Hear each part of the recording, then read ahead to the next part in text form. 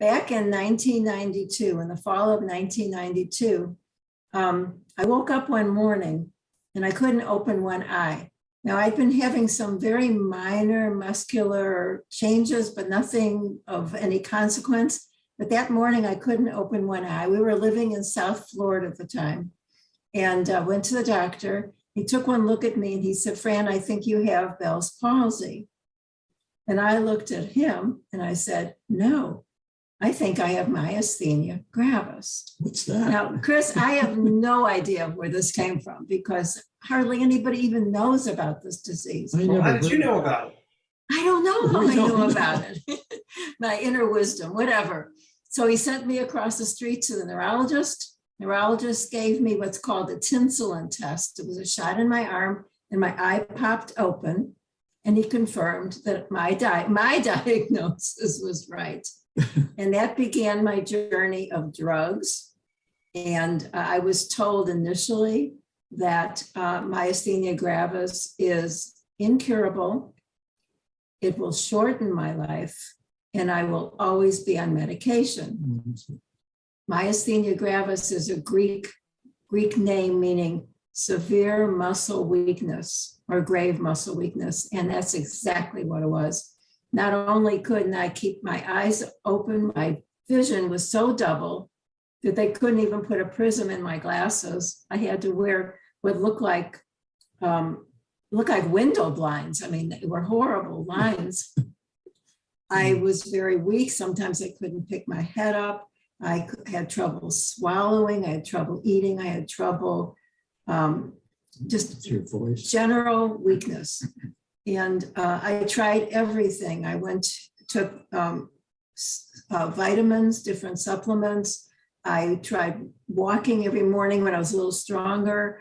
But I never could get really better. Now, it was really strange because here we are in South Florida with millions of people in the 3 counties, never met another myasthenic. Wow. In 2004, we moved to a small town in Western North Carolina.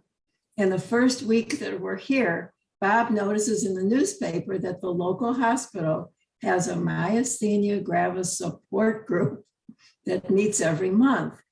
1 month, they had a clinical nutritionist from Asheville come to the meeting.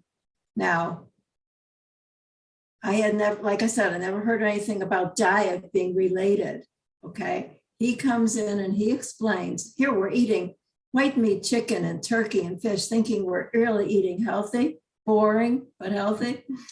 He explained that even with something as harmless as white meat chicken, it compromises the immune system. And he recommended getting off all animal products. He recommended reading The China Study by T. Colin Campbell and Diet for a New America by John Robbins. Great books.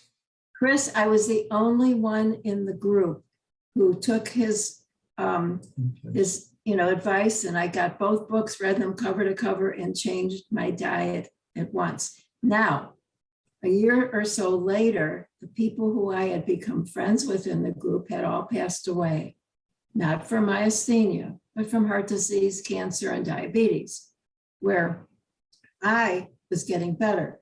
My only problem was every time I tried to get off the prednisone, I felt really sick. I felt like the myasthenia was getting worse.